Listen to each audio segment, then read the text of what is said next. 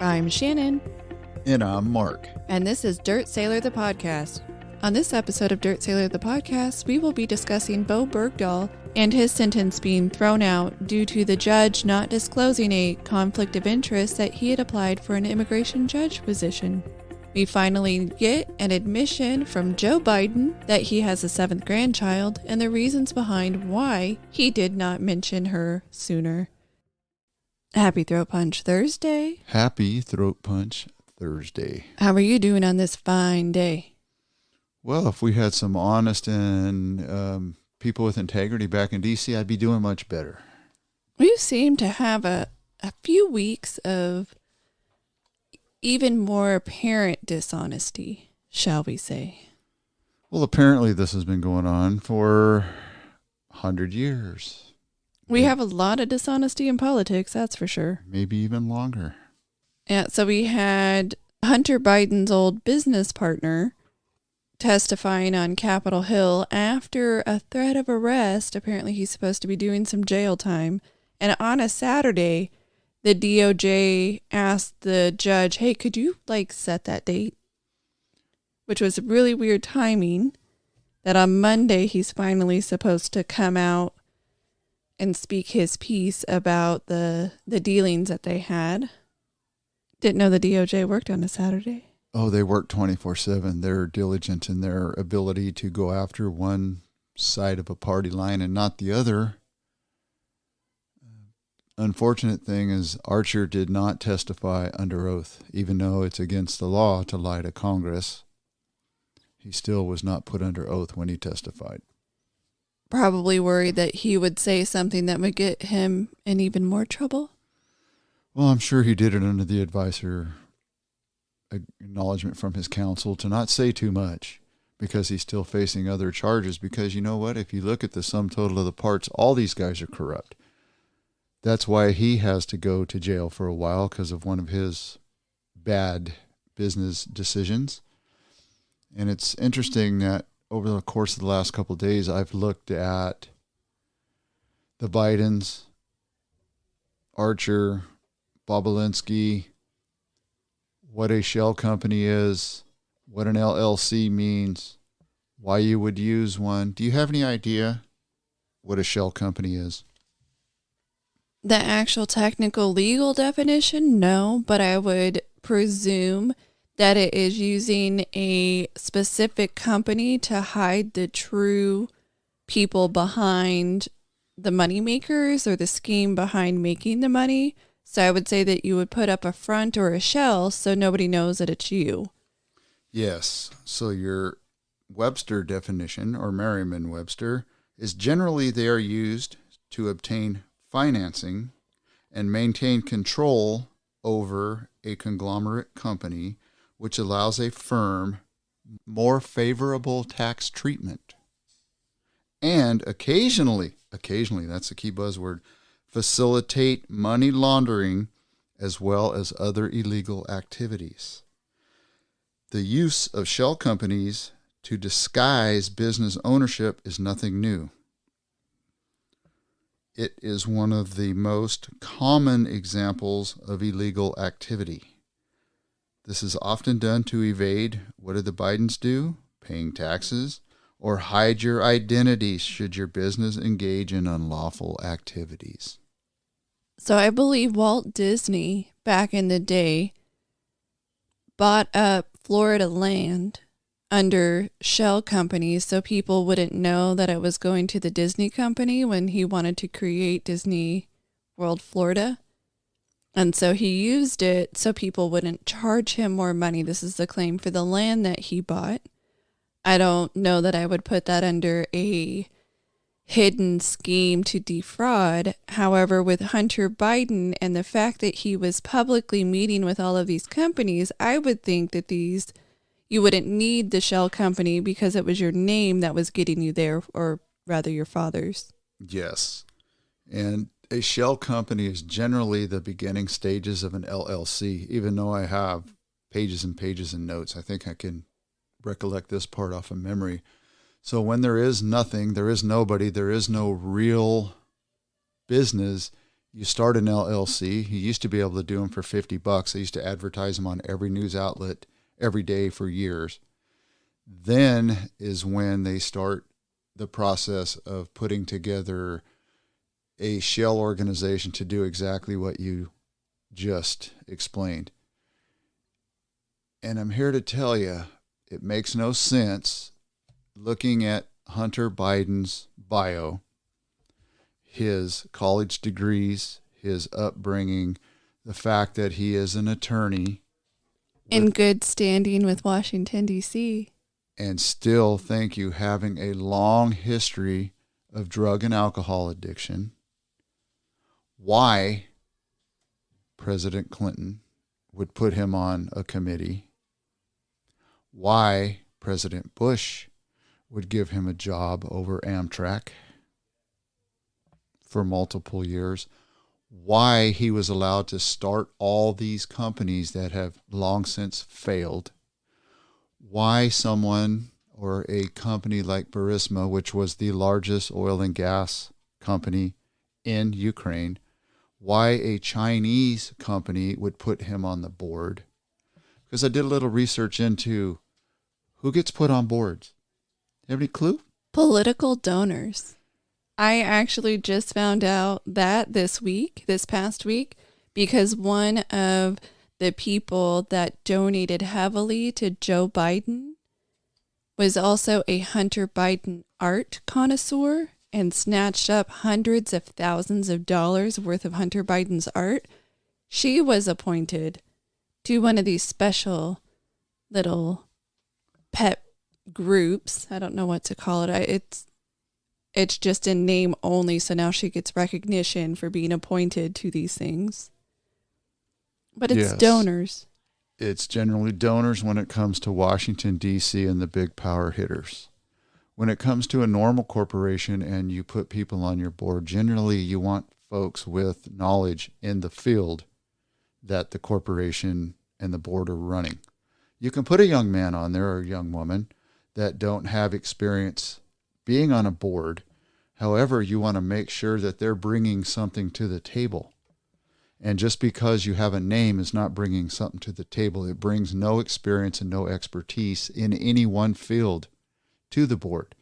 And that seems to be what has happened here with Hunter Biden quite often, is he was put on a board because of his dad's name, not because he had any experience in the field, because there was a company that he was made a board member of immediately upon graduation from law school. And it just so happens that that corporation, their employees donated $200,000 to then Senator Joe Biden's campaign. Got a lot of quid pro Joe going on in Washington, D.C., and it would seem that Hunter Biden has benefited since his father was in office.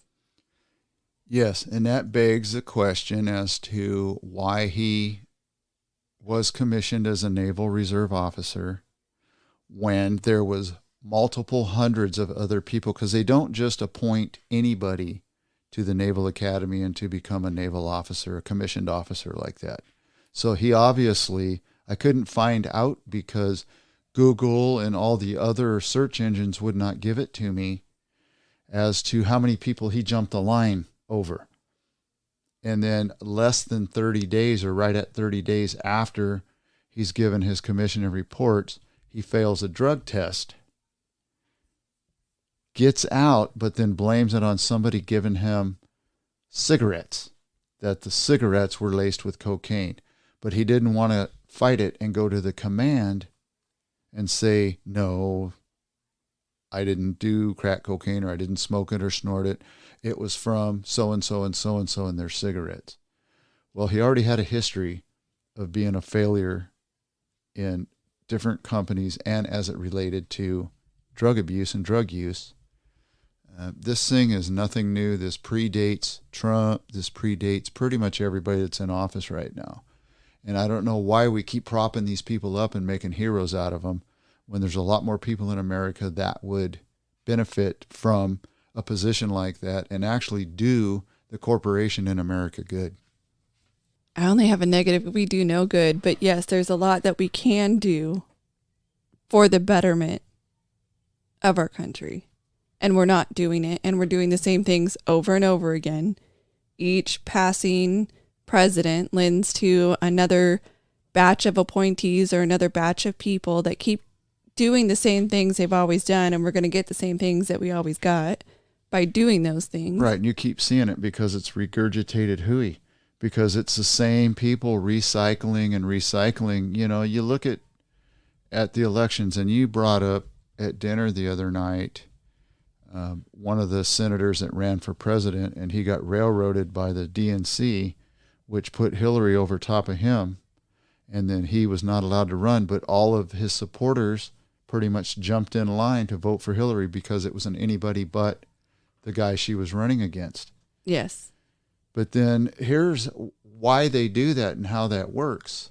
So they jump in line, they acquiesce to the leadership's demands, then they're given committee assignments if they're certain parts of the Senate and the House, or they get elected to go, or not elected, but appointed to serve as the head of DOJ, the head of the FBI, the head of the CIA, the head of smog and stupidity in America department.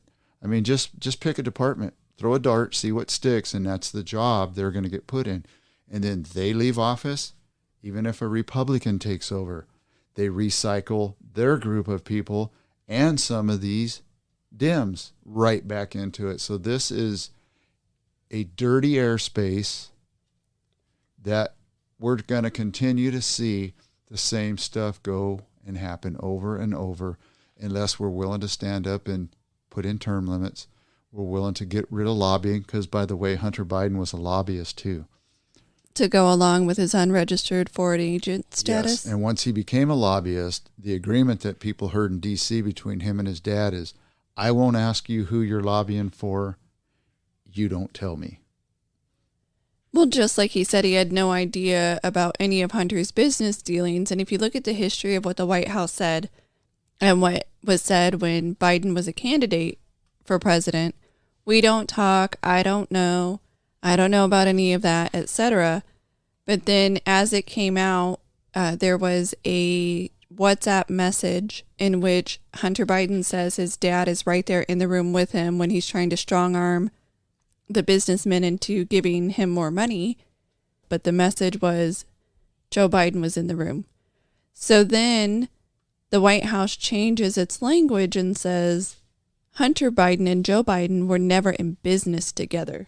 They're not saying he had no idea, he was unaware, they never talked. Now it's they weren't in business together. Right. And I think they already have these pre-programmed answers ready to go.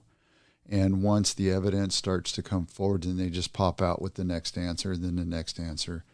I would like to know from my perspective as just a simple guy, why the leadership of Burisma would have Hunter on their board for 5 years. He never traveled to Ukraine one time as of 2018 or 19. He may have gone over there later, but all the new stuff only brings you current up to 2019 when he left the board. And he was there as a legal advice consultant helping them make decisions. Well, here's a guy that's addicted to drugs, again, I'll say. Here's a guy that cheated on his wife with his dead brother's wife. He has bought hook. I mean, yeah, everybody knows the whole litany, the whole story behind everything. But we continue to watch one half of the country get behind this guy thinking, oh my God, it's just a poor dad that's sad because of his son. Baloney. He was using him. He was using him as his right-hand man to enrich the entire family. That's why they had all these LLCs and these shell corporations offshore, by the way, which has just been found out because more bank records have been released. They're frauds. They're just flat out frauds. And what's really interesting is the links that the media will go to actually help protect the Bidens. they often hide, do not report, or if it is discussed, whatever the topic is, they will talk negatively about Republicans or conservatives or people on the other side, and then loosely mention something having to do with the Bidens, but then try to say it's okay and how it's okay. So a lot of what was going on with Hunter Biden, instead of why are we protecting a person who had multi-millions running through his bank account? When do we protect multimillionaires? I thought we wanted more taxes from multimillionaires. Supposed to go after the millionaires, billionaires, and make them pay their fair share unless they have an asterisk next to their name or they have a specific last name. Right. So in this case, all of a sudden it's like, oh, well, he was a poor, misguided soul with a drug problem. How dare you drag him through the mud? You're dragging someone with a health condition and a medical condition through the mud. You're the terrible person. Not, hey, you told me that we don't like millionaires and billionaires and those are the people that need to pay the taxes. We turn the bad guy essentially into the good guy as long as you said, they have the right asterisk next to their name. And we've seen it with Hunter, we've seen it with Joe, we've seen it with many other individuals on the left. Some on the right. It's not just a 100% left. No, it's not just a left thing. It's a left-right thing. But it begs the question is how long are we going to protect an adult male that has owned multiple companies? He has been on boards all over. His wife wrote his ex-wife wrote memoirs, and she says they lived basically from day to day. She didn't dive into the finances, but there was many times that she would go to a store and their cards were locked up because there was no funds. And she would have to ask him to send her some money because the credit cards had been shut off. Now here's a guy that's supposedly the smartest man on the planet or the second smartest, and he can't handle his own finances while he's rifling through millions of dollars. And what that tells me about the Chinese CCP and the Ukrainians and the Romanians is they knew this man was compromised. They knew that they could manipulate and use him, and they could make him do whatever they asked of him. Oh, absolutely, 100%. They all have information on him. What we're seeing coming out of this laptop and what we're seeing during these investigations into him at Capitol Hill is something that the Chinese could probably put together a better packet and hand it over than what we have. They have that times 10. Right, because they probably facilitated some of the individuals who were ladies of the night to make sure that they got more information on him. And definitely while he was over in China, do you think he's acting above board? Right. We just had, who was it? The financial lady, Department of Treasury. What's her name? Janet Yellen? Yes. I think she's Department of Treasury. She just went overseas to do one of their little meet and greet walkabouts, whatever they do. And then she goes and eats magic mushrooms, I think, and then goes to meet another business leader. You think they're not slipping something to Hunter Biden to make sure that he keeps talking? So, by chance, if anybody would like to check my work, the name of the holding company that Hunter Biden went to work for 1 week or 2 weeks after he graduated from law school was MBNA Holdings. And he eventually made it up to vice president of MBNA Holdings. So let me just add a little paragraph here. So Hunter has had a drug and alcohol addiction his entire adult life. It was known, yet he has continued to get high-profile, high-paying jobs and taxpayer monies. He was hired by Bill Clinton and George Bush to be on boards and to run governmental departments like Amtrak and e-commerce.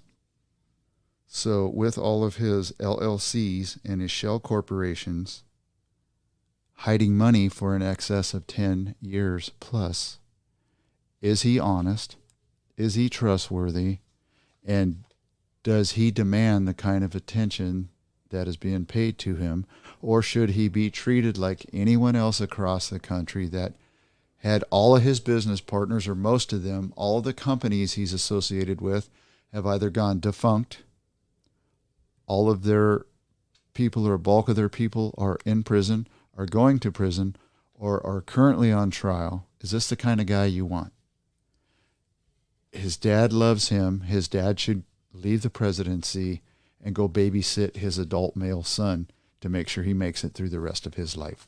So it was my understanding with some of the information that came out from the laptop, which also included text messages between Joe Biden and Hunter Biden, that Joe Biden wasn't actually going to run for president in 2020, and that Hunter Biden made him feel like absolute garbage for not running and kind of pushed him into running. That was my understanding of some of the text messages that were out there. Maybe I misunderstood that situation, but if that is the truth, it would mean that Hunter Biden is now facilitating and forcing his dad into still making those connections for him, still making the money. He gets to do it on the backside. How many times have we seen Hunter Biden at the White House? Well, word on the street is he's living there right now. It's his current address. And I wonder how hard it would be to serve papers at the White House. I think it'd be really hard as a process server to be like, I need to see. Impossible standing outside the gate, banging on the gate.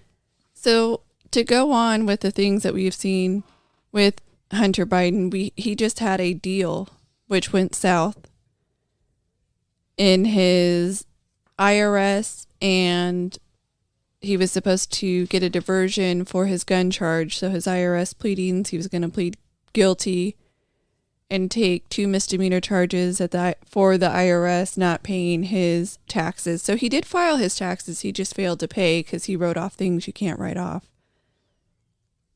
And he was going to get a diversion for the gun charge.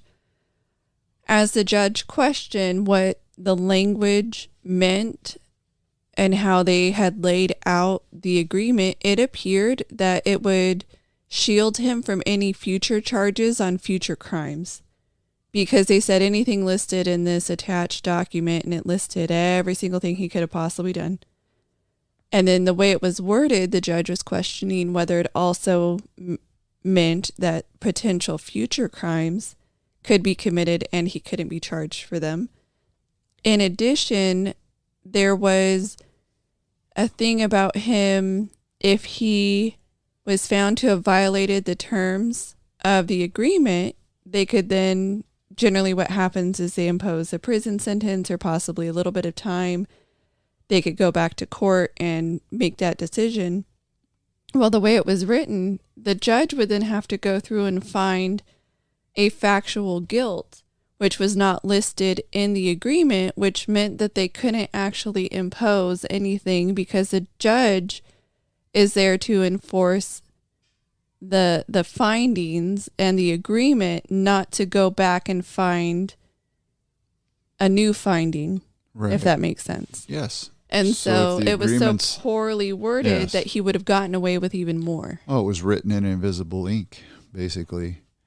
He was going to be exonerated for all past, present, and future crimes, which nobody gets a sweetheart deal like that.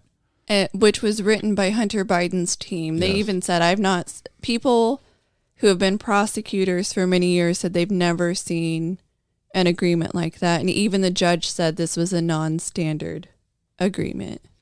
And that's probably why she backed out of this thing, because she didn't want to have egg on her face 6 months or a year down the road when he recommits or when more evidence is pulled up. Problem here is with that, I hate to spend so much time on one dirtbag, but is the fact that he will do something again. They will not do anything because they're letting the statute of limitations on everything run out. And I don't understand how a statute of limitations would run out on paying your taxes.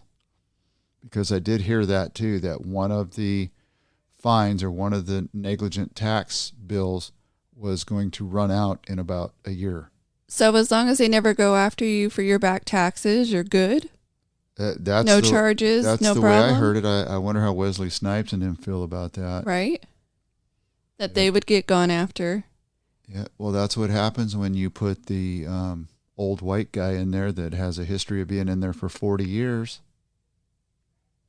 They have all the ins, just like Schumer from New York, and you and I have pounded this drum too.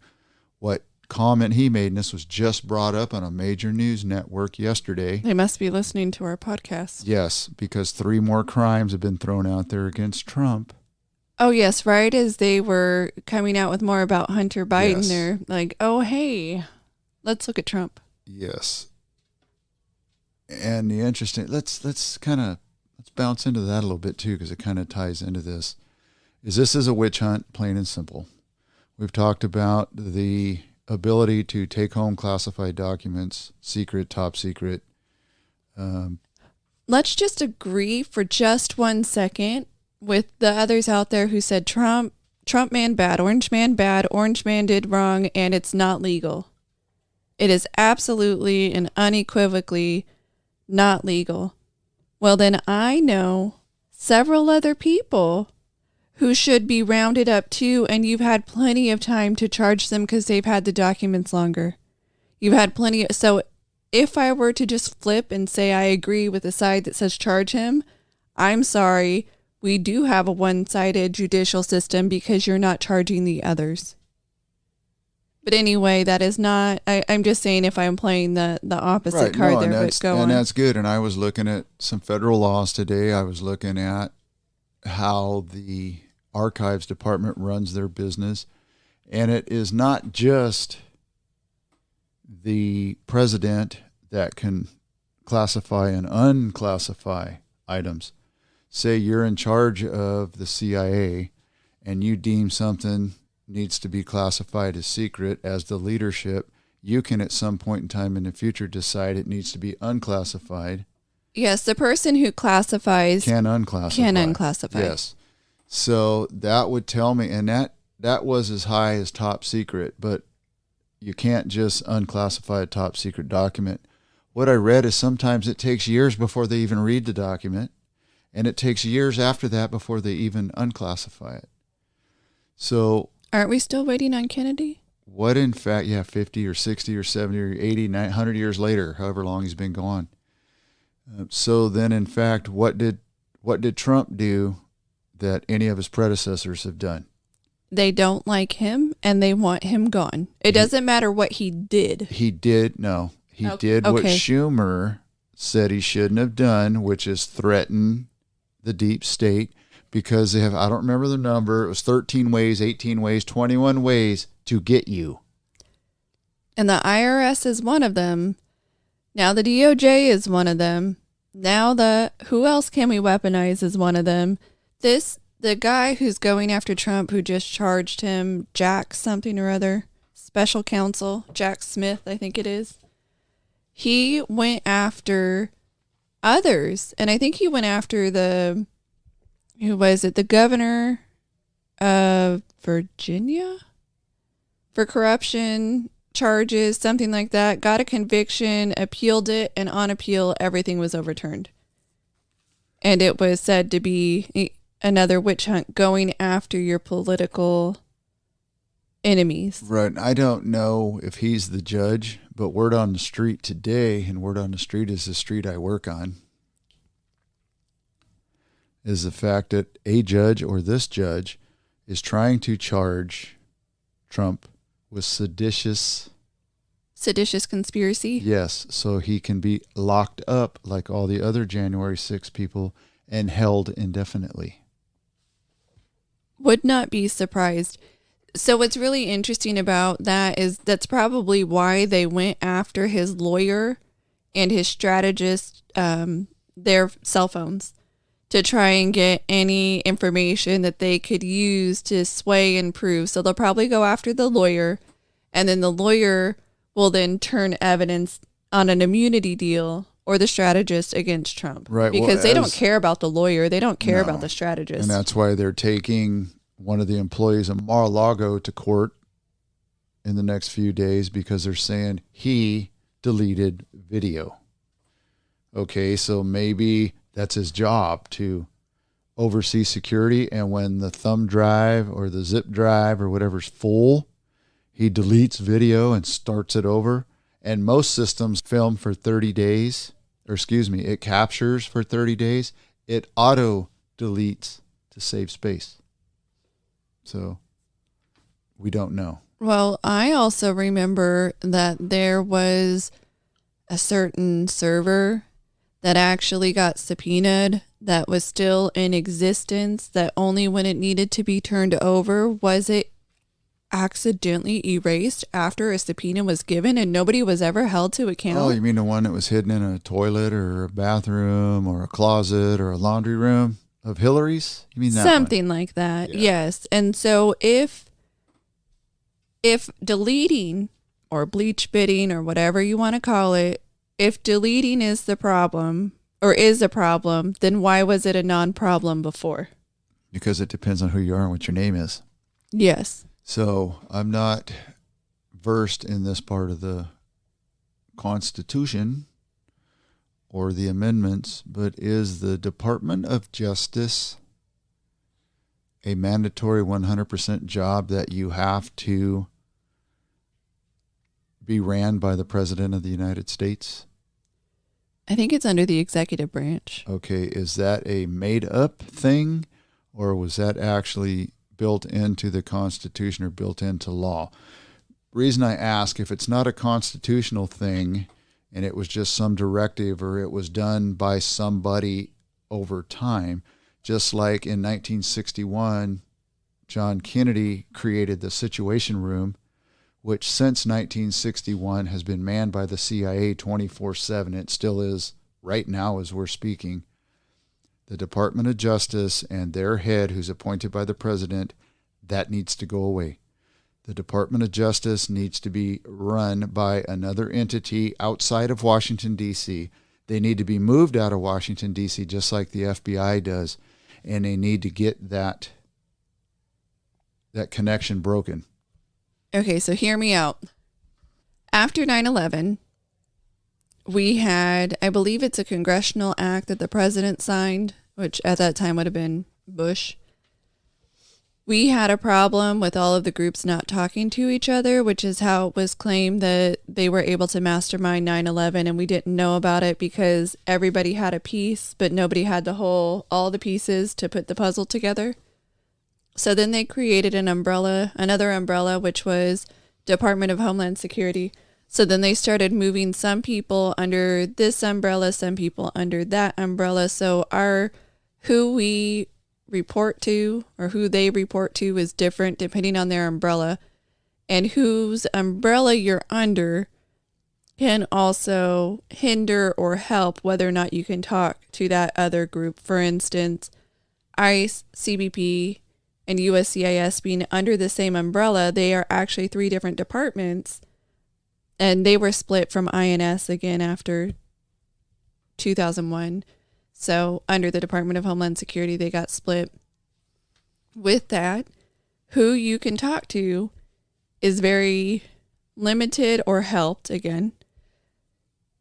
If we move out of DC, I don't disagree with that. I absolutely do not disagree with that. But once you start splitting everybody into all of these different groups and putting them under different umbrellas and saying who they can and cannot talk to, that can harm our security. That can harm our country.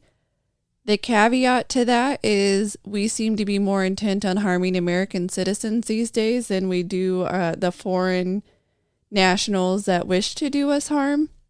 So I'm not sure that it's 100% a bad thing, but I definitely think it needs an overhaul and revamp. Well, let me clarify, because I believe the entity should be able to communicate with one another, still continuing to do so. However, the leadership should not be under the President of the United States. Okay. You will eliminate potentially the 2 separate forms of justice for different people if you don't have the pressure of one man being able to pick up the phone and saying, I appointed you. Stop investigating my son.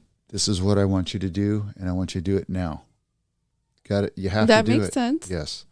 The FBI is supposed to be a separate block of people, but if you watch their actions, if the news reporting is legitimately true, then they're not independent any longer. They have been weaponized, like people keep using that term, weaponized. They're all weaponized for one goal, and the goal is not for the good of all people. It's for one political department or one political group. Okay, I'm going to tag off of that and go with the 4-1 political group, and I'm going to talk for a second about Sam Bankman-Fried. So he was arrested for all of his stealing money and lying about, it wasn't Bitcoin, but I believe it was it was called FTX. So he was the FTX founder, and he did all of that fun investing and moving money around and backdooring money and basically siphoning it off out of investors. He was one of the second biggest, I believe, donors, gave millions of dollars to Democratic politicians and causes, and that included for Joe Biden, among others. But apparently he's getting one charge dropped.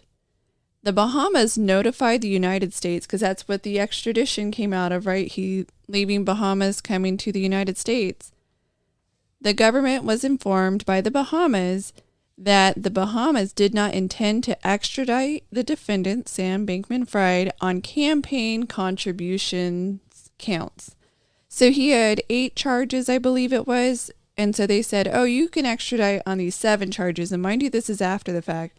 But not that 8th charge. We don't agree to him being extradited for that 8th charge. So who in the Bahamas has a hand at saying you can't charge him for campaign finance related negative Well, I deals? think a bunch of the people that receive donations here in the States got together and said, hey, you with X, handle this guy or this lady and tell them we won't be charging for that, because that would give all these people that did take those donations that don't want to give the money back a black eye. Yeah, so apparently they don't agree with that extradition. So Sam Bankman-Fried and his like $40 million of donations, he's going to walk for that one charge at this time. I do want to go back to Biden. Do you remember when Biden was running, he was the family man, the middle of the road guy, the guy who's going to reach across the aisle and bring us together as a country? Do you remember that being kind of the backing of his campaign, like the backbone of his campaign? Absolutely. He's the family he did that man. all while he was a senator as well when he ran. Right. He's the family man. He's all about family. So then we have Little Miss Navy, which is Hunter Biden's child from another gal, and I believe she currently resides in Alabama. But they would not mention Navy in Christmas photos. I mean, the dog got a stocking, but not Hunter Biden's other daughter, not Hunter Biden's other child. And so now, as of last Friday, the Bidens Joe finally mentions his 7th grandchild. Well, there has to be a reason. And saying that, he wanted to respect the privacy of this child and the mother of the child. And his son had asked him to basically exclude her and not mention her to protect the privacy. Yeah, well, it's interesting that I kind of read a little bit about that today too. What a good thing you're talking here. Do you know how much she was being paid a month in alimony? No alimony, but how much in child support? How much in child support? I get those two confused. Yeah. Because I've never been divorced, nor have I ever had to pay any of those. So to me, it's all coming out of the same checking account. But $20,000 a month. Well, that's because he was making $86,000 a month from one deal alone. Yes, and then he tried to go back and argue that his income was less, so he needed to lower the payments. And closed documents, they have come up with a price, and she actually tried to get them to allow her to name the kid last name Biden. Yes. And she did it more for what she felt was the protection of the baby and to help her with a leg up as that baby grew up as well. And it may end up being a hindrance, but it was declined during the negotiation that she said she wouldn't do it. But if he was truly in love with his 7th grandkid. And a family man, all about family. Man, and Hunter really cared squat about anything, they would have said, absolutely, go ahead. But do you mind if we lower, the payments down to X, because I've made a lot of mistakes in my life. I'm not currently employed. Yeah, I just don't have the money right now, but maybe at some point in time when I get my proverbial you-know-what together, since I am a lawyer and I do know how to get on boards and I do know how to create LLCs, I do know how to evade taxes, I will give you more money at a later date. How about that? And you could have kept it chill instead of, no, I'm taking you to court. I don't think I should have to pay anything. You can't name your child after the father's last name. You can't give the child the father's last name, even though that's very common in the United States, is to have the father's last name. Yes, and the interesting thing with the ex-wife, the first ex-wife, they met while he was doing charity work, by the way, when he actually, I think, had a clear head. She never got a dime of alimony. She has 3 kids, so I don't know what kind of child support she received for the 3 kids. But the stress and the pressure that he put her through with having an affair with the sister-in-law. Yes. Having an affair with prostitutes and all the other things that he had done, because she knew it was happening, because she finally started looking at credit card receipts and statements and invoices. Probably why she had no money to go buy groceries. Yes, and she looked at, she was seeing lift tickets at ski lodges for 2 people. She was looking at flower shop. I mean, just the sum total of all the parts. She was one that was deserving of alimony and support. A big portion of his money. And she actually changed her name back to her maiden name to get away from all of that. And I could see it both ways, why one might want to have the last name or one might not want to have the last name. So now we have an unemployed Hunter Biden. We finally have a Joe Biden that admits to his 7th grandchild, but we'll see this Christmas whether or not she gets a stocking in their next Christmas White House photo. But then Hunter Biden, after his latest plea deal goes sour, he enters a not guilty plea and then moves on, flies on a private jet out to Los Angeles. Unclear who he was meeting, unclear what he's doing, but he still has access to top level something or other because somebody was willing to fly him private on a jet out here to California. In addition, again, he's got no money, but he's meeting with high makamakas. He's still having all of these, looks like high business dealings. Well, he's still doing paintings that look like a kindergartner's painted them, and he's still making $100,000 plus for each piece of artwork. And then that person that's buying the art gets a position from Mr. Joe. Okay, last thing I'm going to say on Joe Biden. Possibly. Maybe I might say one more thing. But Joe Biden, do you know where he's at this past week? Probably at his little vacation hut, sitting on the beach, reading a book. He's in the middle of a 10-day vacation. 10-day vacation at the beach. He has spent 39% of the presidency thus far on vacation. Over 360 days in 2.5 years on vacation. And I remember a lot of talk about just how much time Trump would spend either at Mar-a-Lago or in, I think it was New Jersey, because he moved out of New York, so New Jersey.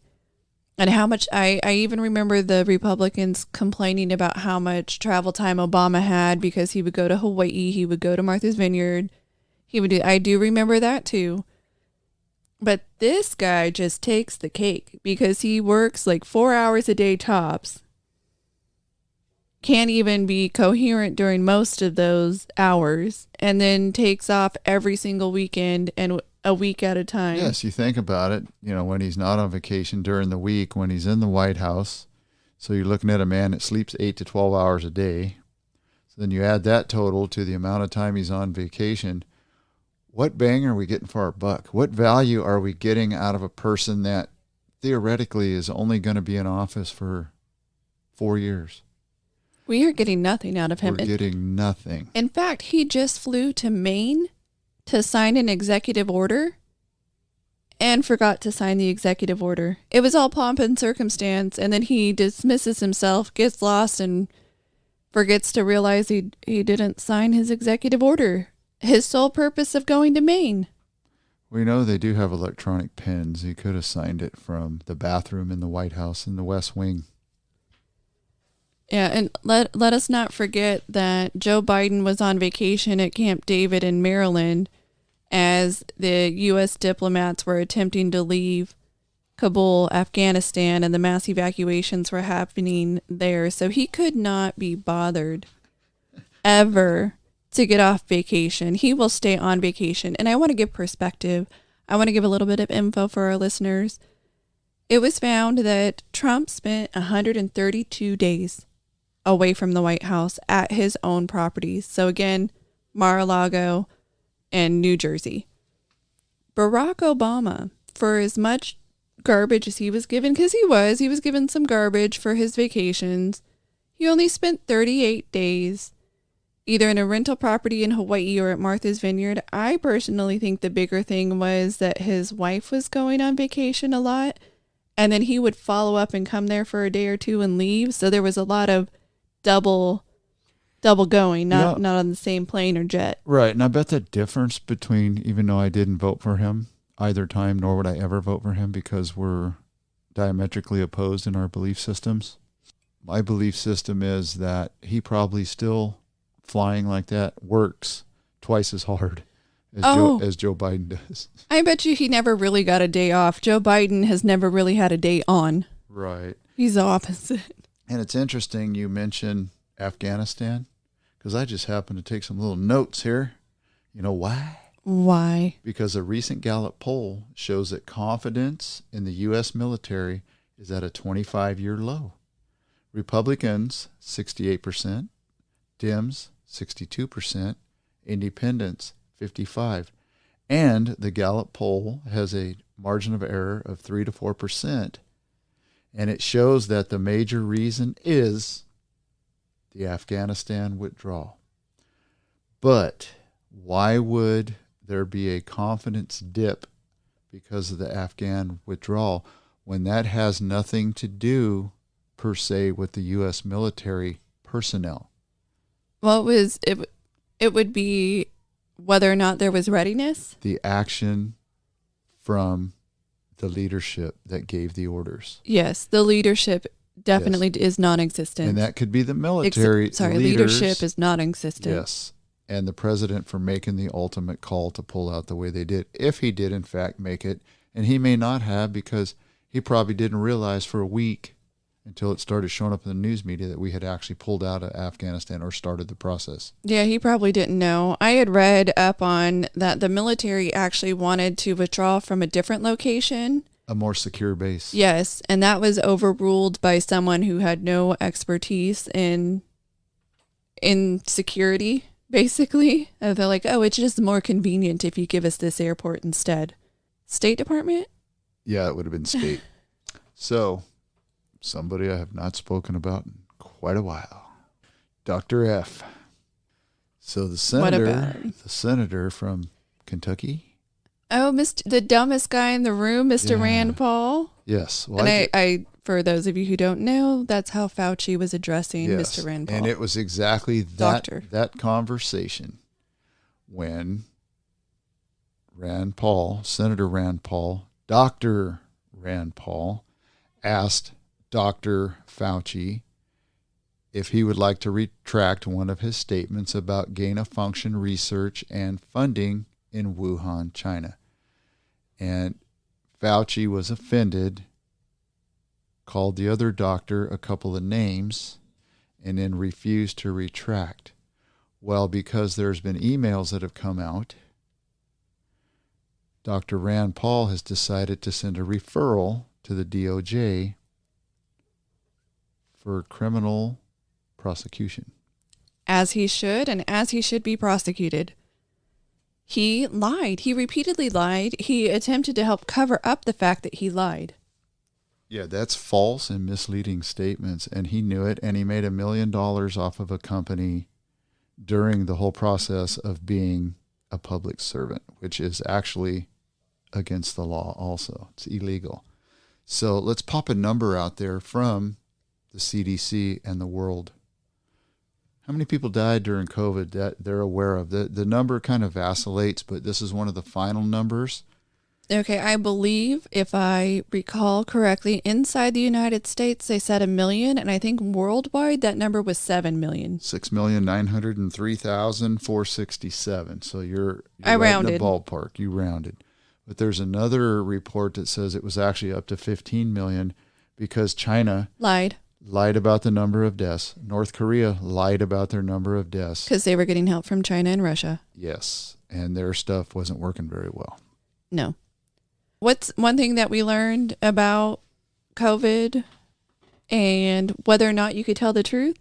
Apparently, all the White House had to do was contact Facebook or other social media and ask them to take down posts, even if they were factual, because it could lead to either vaccine hesitancy or something else. They didn't want people to think negatively of it. So if it could lead to hesitancy or even questions about some of the protocols that we were doing, the White House under Biden specifically reached out to have things censored. So even if it was truthful, they agreed to censor. What does that tell you about all of this? Are we just the same as China? Because we were hiding information and working with social media to do it? China did that. Lying about numbers. Well, the difference in us and China is they will actually kill you.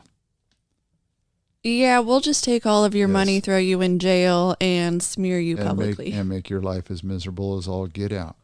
Or if you're with Chase Bank and you're a doctor who speaks out against some of what's going on, they may just cancel your bank account and make sure that you have no ability to get paid by your customers. Well, you know, one interesting thing is the fact that doing a little bit more research, going all the way back to the Obama presidency, there is actually some things that he did that were actually pretty darn good. Really? What did he do that was pretty darn good? Well, the gain of function research was supposedly no longer allowed in the U.S. And they actually got together and built a committee called the P3 Safety Committee, which their job was to make sure the labs that were doing any type of research were safe and stuff wasn't going to be released into the environment like it was and kill almost 7 million people. Okay. Do you know why? Let me throw some numbers out for you. There are numbers that are all over the map. The U.S., and this is a number off the CDC's website, not me making this up, so if anybody would like to vet me and check my numbers, please do. The U.S. runs 336 biological labs in 30 countries around the world, and these are level 4 labs. And they run 13 in the USA. There are over 25,000 labs currently in the U.S., according to the CDC National Labs, Reference Labs, and Sentinel Labs. Okay, that's the different labs. It's called a National Lab. Then there's Reference Labs, Centennial Labs. Centennial Labs have the 25,000. Reference Labs are biotype labs. And then the other labs are level 4 biological labs that work on warfare stuff. Not my makings. This is from the CDC. So it's very scary that we would even do anything like this in the U.S. and around the world. There was 14 or 24 labs in the Ukraine. And here's another word on the street for you. Is any of them in Kiev? Yes.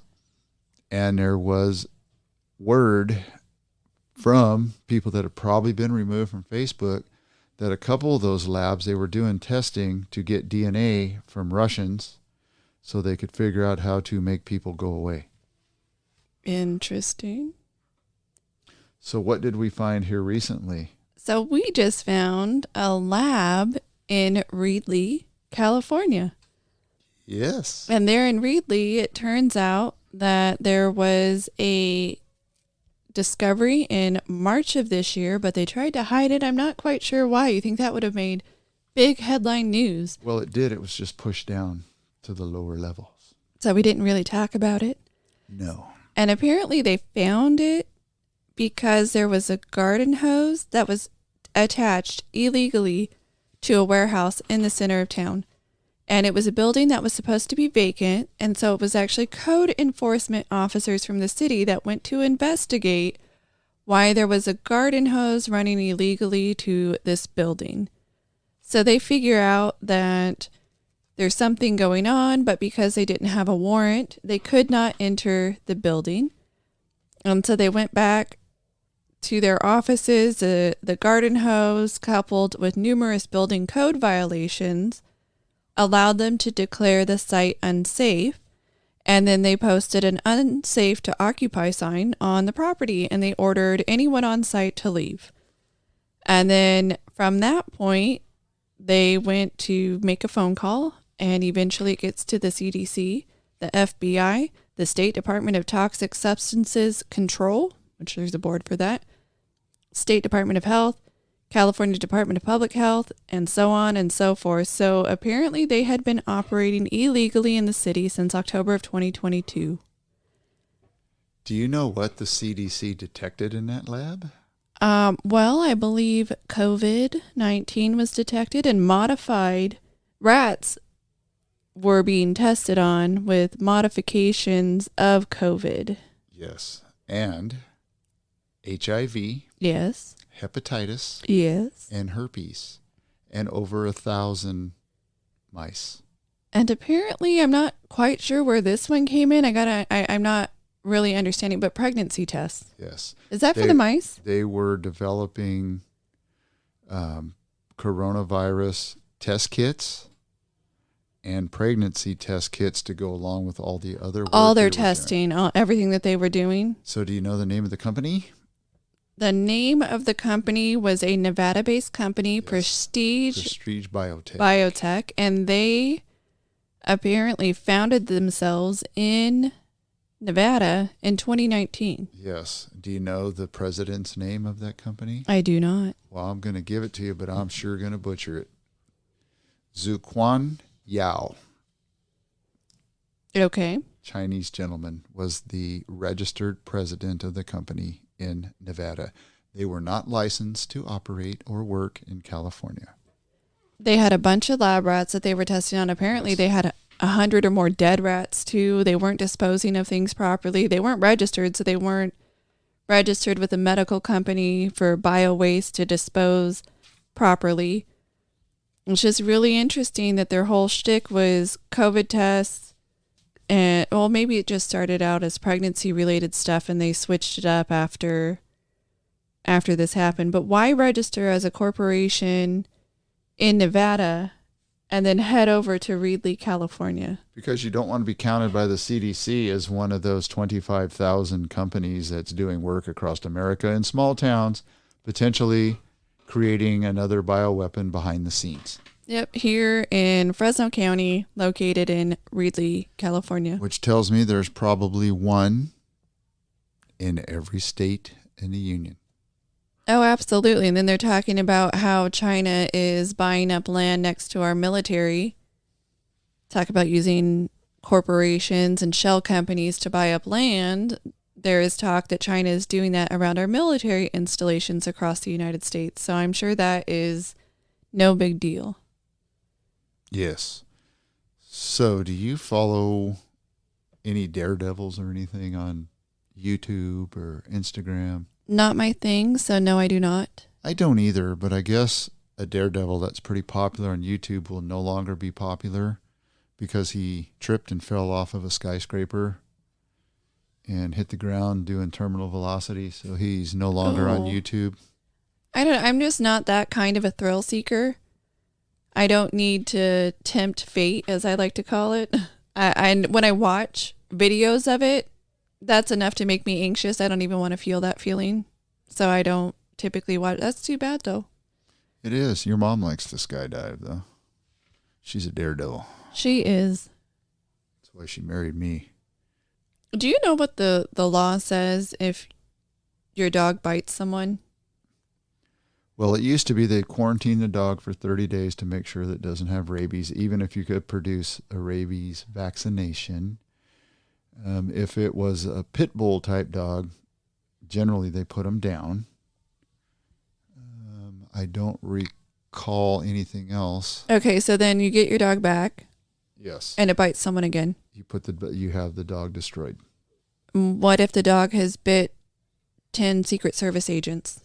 You put the dog down. And this is the second dog? This is the replacement dog. By the way, another White House story where the White House dog who belongs to Biden is going around and biting Secret Service agents, sending one to the hospital with a pretty significant bite. So why is it that you're better than everyone else and your dog's bit 10 people and you keep it around? You have no responsibility. Because he's not a family man. He's fake. They're not real. They're all about themselves. They're all about just spell their last name. The dog, no matter how nice it is around the family, if it's going outside and attacking people and it's done it more than once, it needs to be put down. Okay, I don't know if you heard about this. I'm going to segue into a different president, but apparently just outside of President Obama's house, What happened? there was a chef that died.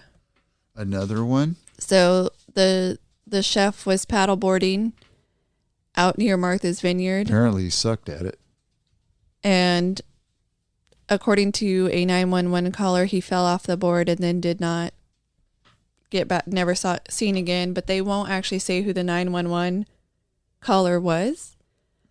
So a couple things. A video has come out since that incident showing him doing some survivalist training and being a very good swimmer. Yeah, so that's why when you were done, I'd say I was just kidding. Apparently the info about him not being able to swim is not true because of that video. And in addition, conspiracy theory time, a couple of days after this incident, Barack Obama was golfing and he was seen with bandaged hands and a black eye. Interesting. And they also said that the Obamas were not there that weekend. Oh, they don't have to be there, just like the Clintons don't have to be home when their dirty work is done too. But it also turns out that that was not a factual statement. They were in the area. Of course, just like the Bidens weren't home when the cocaine was found in the White House, yet video shows that they were there boarding Air Force or Marine One on Friday that afternoon. And it also turns out that the Clintons lost a chef to drowning too. Yes, and I believe so did Bush yes, because that might be the same chef that worked for both presidents. Both. So Yeah. it was a Clinton and Bush chef. So I thought COVID was gone.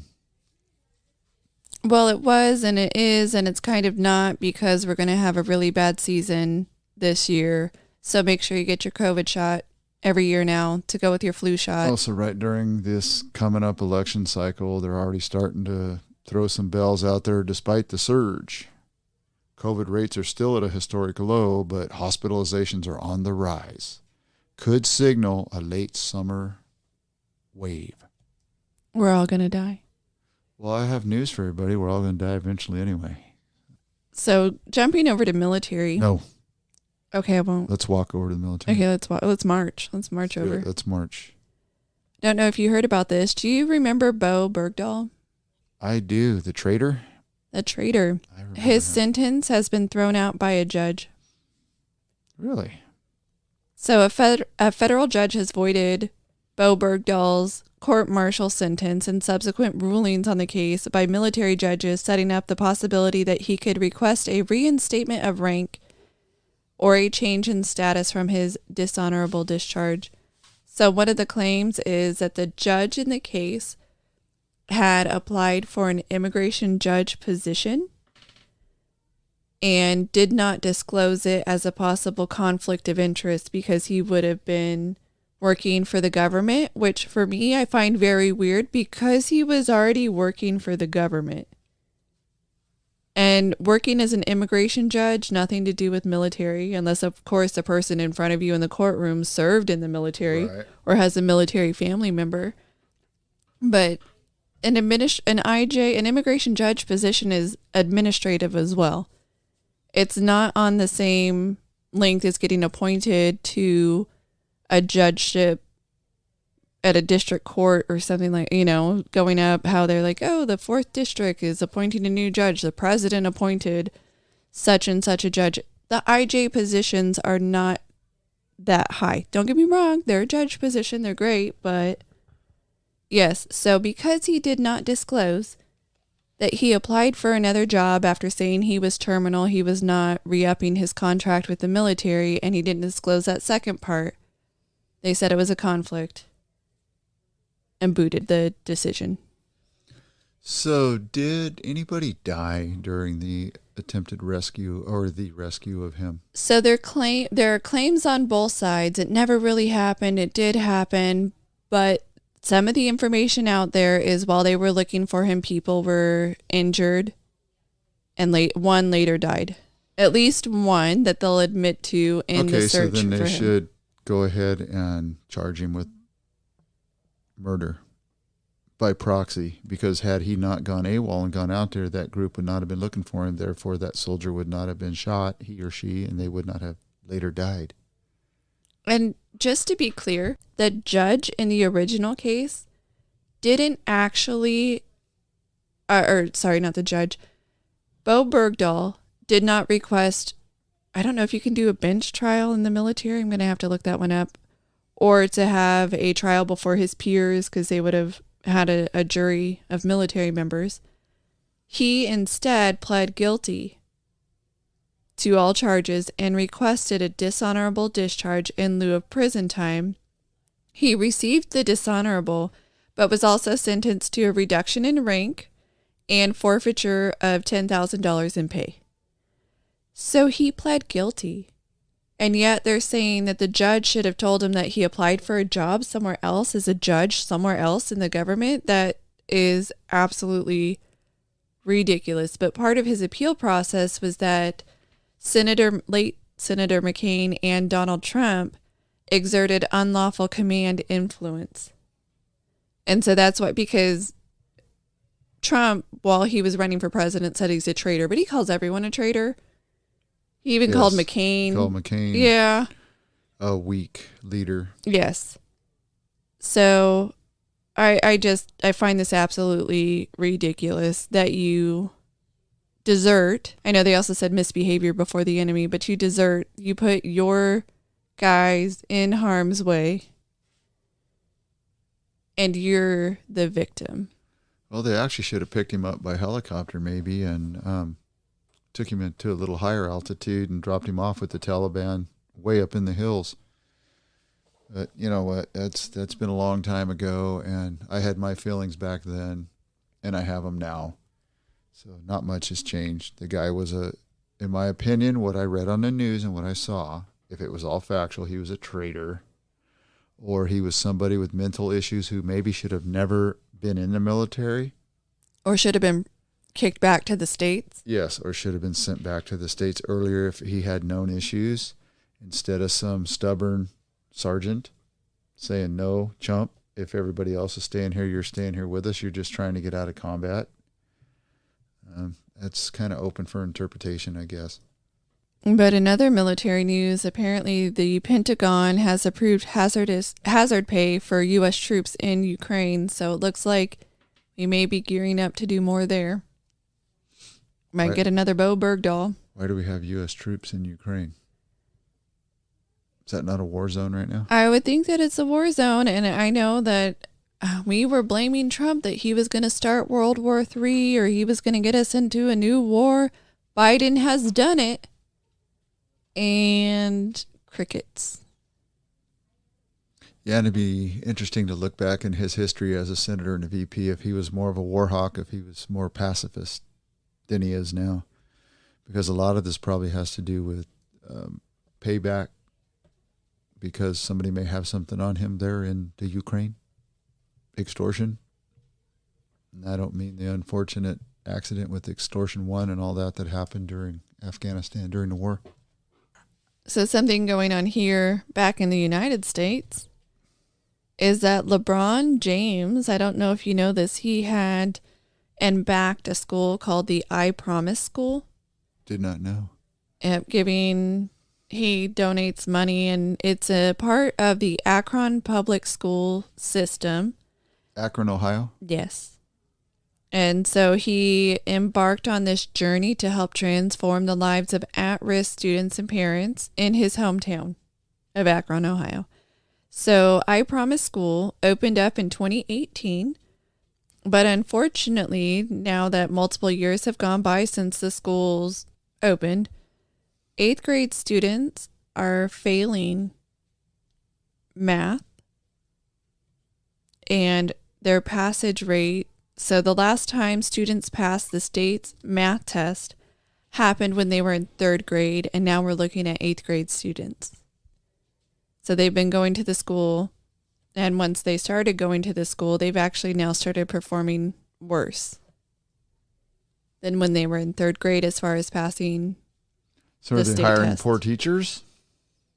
It is unclear. Even though it's considered a public school, it operates in partnership with the LeBron James Family Foundation. The school receives identical local, state, and federal funding as any other public school, but they cannot get past their poor performance.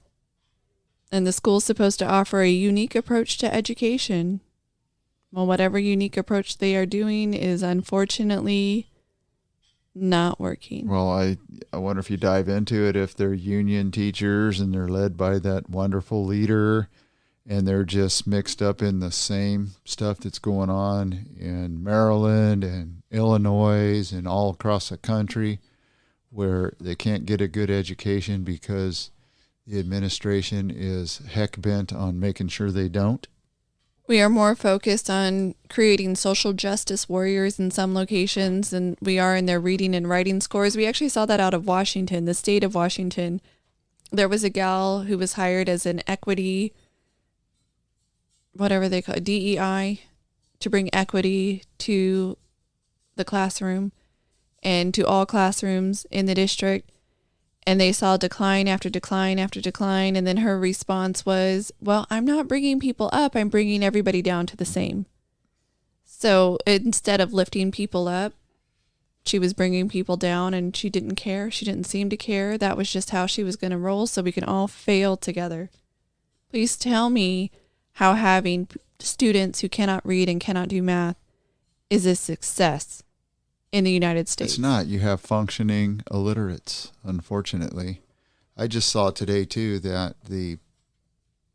this is a new name for me. I didn't know he was now called the Pentagon Chief of Personnel, Diversity, and Inclusion, is retiring or stepping away from his job.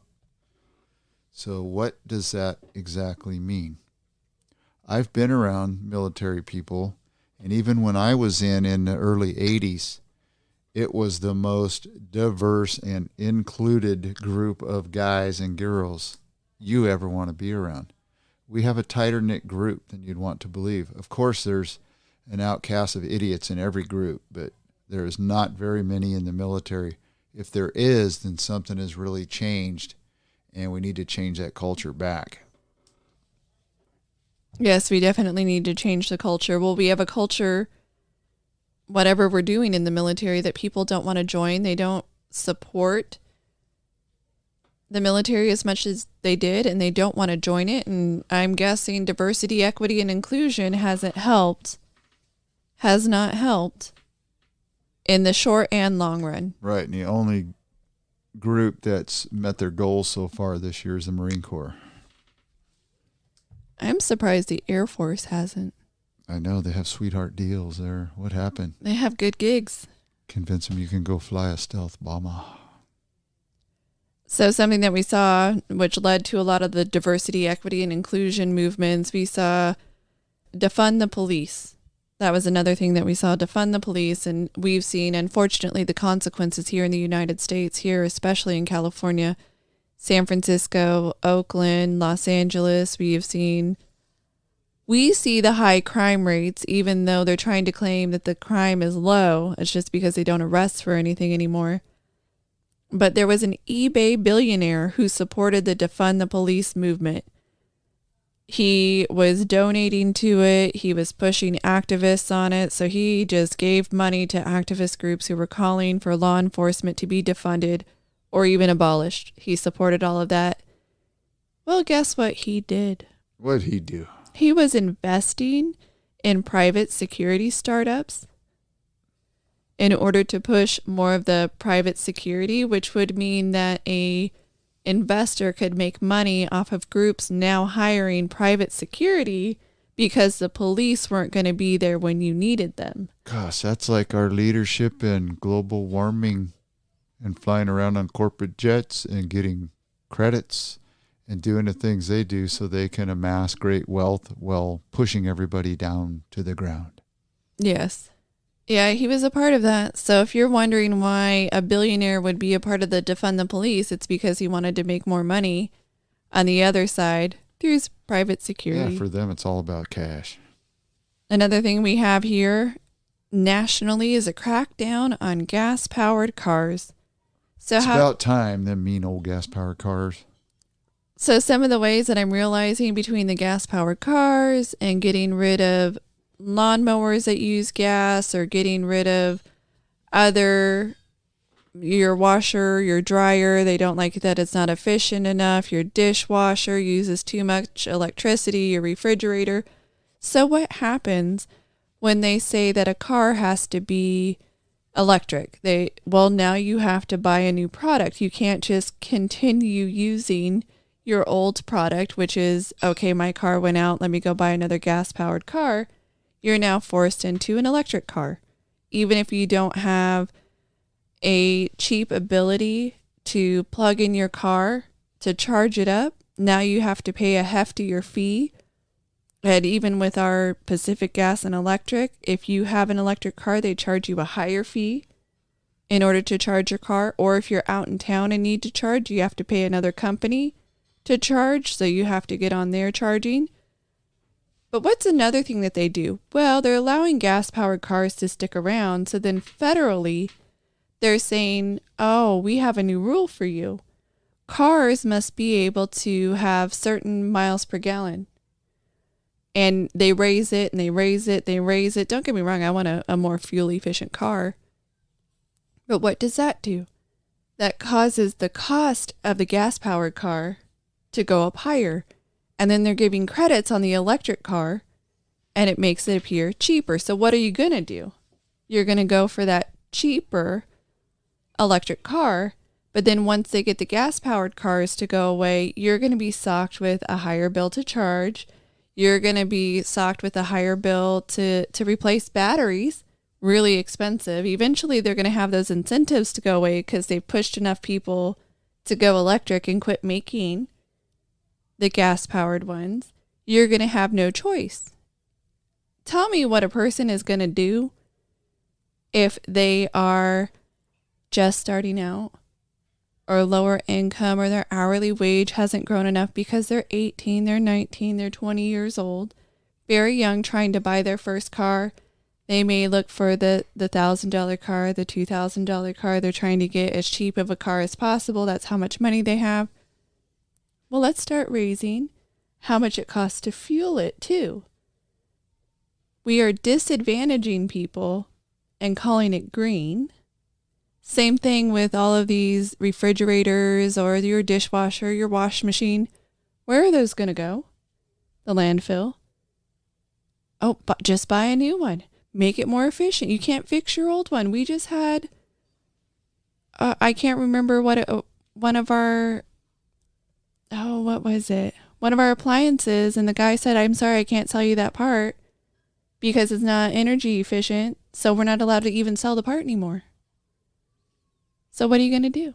You have to buy something new. So it's not saving you anything. Every time they tell you they're saving you money at the pump, saving you money on electricity, it costs more. Because things work great in theory in college. And you know what the government's doing? Here's a pun for you. They're putting up way too many roadblocks. Absolutely. Yeah, you can't even fix your old things anymore and keep them around and not stick them to a landfill because they even want those to go. It's interesting that we're pushing electric vehicles full throttle right now, yet Ford is getting ready to announce a $1 billion loss for the quarter, and a lot of it has to do with their electric vehicle division. Yep, they're losing money. The government is using that $7,500 benefit. That is the government. That is your tax dollars. So they're taking from one person to give to another. Who can afford that? Generally, the more wealthy people who are going to adopt it earlier than people who can't afford to go out and buy that new car, that new thermostat, that new washing machine. Here's a charity thought for you. If we really want to go all electric, we want the entire U.S. to buy electric vehicles, all citizens, instead of sending billions to Ukraine, why don't we buy one electric vehicle for every family? Give them a free car. You want them in electric cars? Give them a free car, but don't, especially if you do that in like, say, May or June, don't come back in December and say, oh, by the way, here's your 1099 miscellaneous for the car we bought for you for free. Okay, let's legitimately do something gratuitous for the American people who send our hard-earned tax revenue to the locals, to the state, and to the feds. No more lip service. Let's really do something. So you take it all. Take the monies we're sending to the Middle East. Take the monies we're sending to other countries. Take the war money. Fix it. We could have a hot fix. Oh, wait a minute. We can't even fix homelessness. We can't even find legitimate, low-cost housing, medical fixes for homeless people. We have people that have severe drug, alcohol, and mental issues roaming our streets that are a hazard to themselves and a hazard to society. So it's interesting that you bring up housing. So we are throwing good money after bad. We have not solved the homeless problem, the homeless crisis. It's a multifaceted approach that we would need to take. But one thing that I thought about actually this week as far as homelessness was concerned, when I visited South Africa, the area that I went to just outside of Cape Town, and it wasn't the only area, but the area that I went to was called Shantytown because it was a bunch of homes that were put up that they weren't your traditional single family home. They were more like sheds.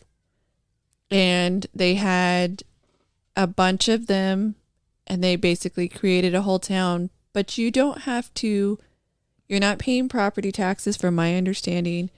You're not paying extra to live there. You have your house, and you come and go from it. And that is what you have.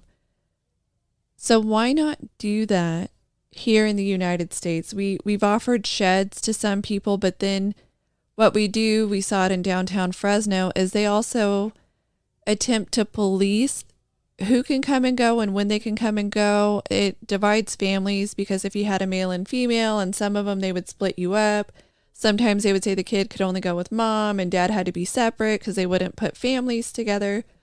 So what would happen if we started essentially a shanty town? We had sheds or single family small units that we could put together. You still would have to have security and police. I do believe that. But then you allowed families to stay together.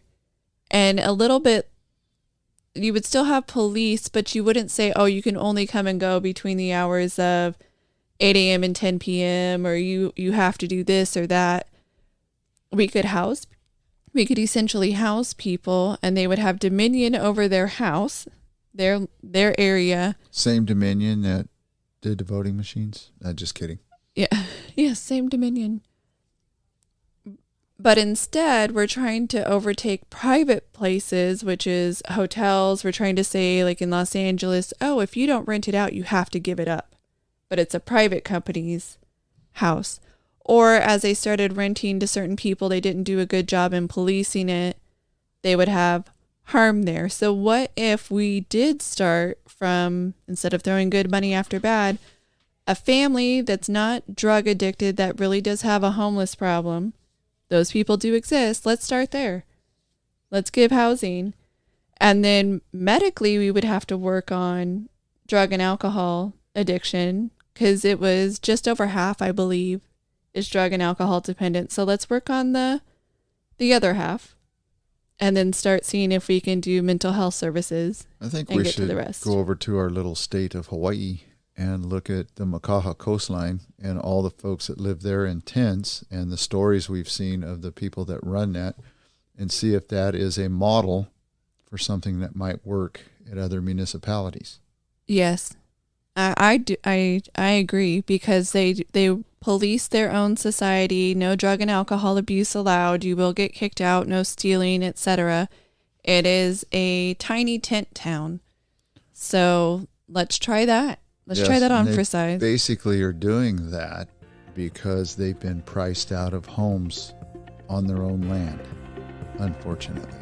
This has been a podcast produced and edited by the Dirt Sailor duo. Mark and Shannon are a father-daughter team who both served in the United States Navy. This production is protected by copyright laws. Until next time, anchors away.